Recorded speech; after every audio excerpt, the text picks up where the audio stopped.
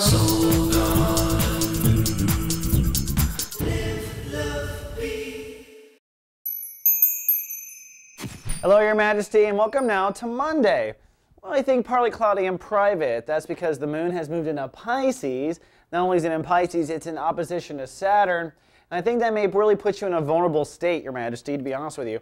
Now, having the moon in Pisces does pull your emotions into, like I said, issues of boundaries, intimacy, our trust issues. It's that very private space that only some people get to get into. And wherever you are in that growth right there, that's where you're emotionally going to be aware of. So if you've been putting off the mourning of someone that's died, that's an example really where your heart is pulled in this space. And I think mostly for the Leos, it deals with maybe your old intimate relationships, dealing with Leo 1.0, and really maybe how you were taken advantage of, or you didn't take advantage yourself. You didn't surrender to the love.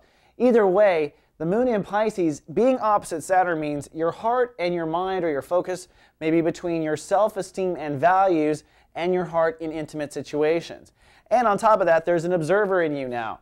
The sun has moved into Libra, which means it's the house of thinking and communication.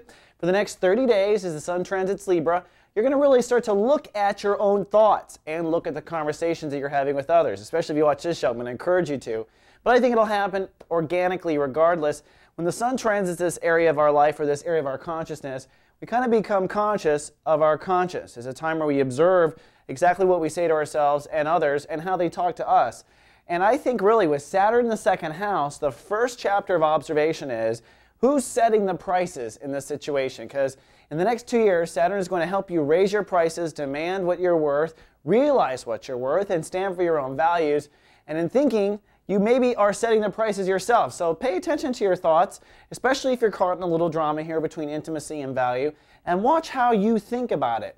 Are you giving yourself a lot of credit? Are you not giving yourself credit? Are you giving them credit? There's a lot going on in subtext, and I think this is the beginning of it, and it may be the cause of just an emotional tension to get you going.